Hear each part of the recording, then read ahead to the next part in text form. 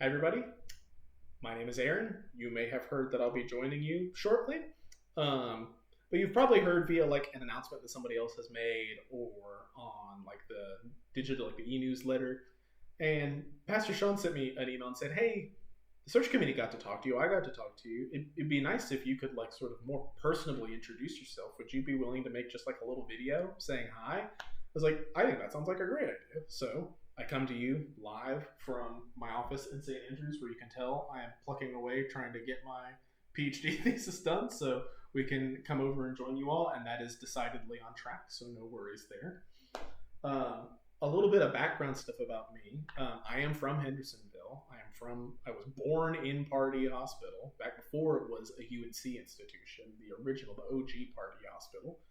Um, but I've also just lived in North Carolina my whole life. My dad is a Southern Baptist minister, and so occasionally he would sort of say, "Well, I feel called by the Holy Spirit to move and to work and serve this new congregation." I would go, "I guess I have also been called to move and to make a whole new friend group and change schools and stuff." So we moved around a little bit. I lived in Hendersonville when I was younger, for a few years in Statesville, sort of north of Charlotte, and then most recently for a while in the Raleigh area. That's where I earned my undergrad degree. I went to State. I started at ECU, but I ended up transferring to State. And that's also where I met my wife. She is from Cary, which is a rare attribute. I don't know if any of these sort of biases against Cary as a community have made it to you all, but it is very much a bedroom community of Raleigh and the Research Triangle, to the point that when I said to my parents, like, "Oh, I'm dating this girl, she's from Cary," they said, "No one is from Cary. Cary is a place you move to," but she really is. She was born there. So we met because she went to UNC Greensboro for Bachelor's of Fine Arts, but would be home on weekends. That's the perfect time for us to cross paths. And as of this past June, we've been married for 7 years. And she's had the delight of following me around as I've gone to seminary for 4 years. I was at Union Presbyterian Seminary in Richmond. I've never been Presbyterian. It was very confusing at the past churches I worked at. Like, so what are you really? It's a good school. It is Presbyterian school, so I went there, but I'm Episcopalian, very Lutheran friendly. If the fact that I wanted to like come join you all at all isn't a giveaway there. If I were not Episcopalian, I would be Lutheran. There's a lot of Lutheran stuff that I am honestly more sympathetic to than some of the ways that we do things in Anglicanism. So don't take me as just someone who floats wherever the wind blows them. These have all been like rigorous decisions, and I have not just hopped up to Presbyterians because they're around.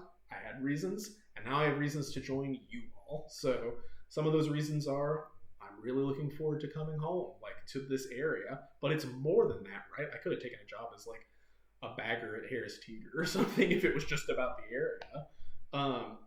Your church is so interesting to me, and like the best possible way.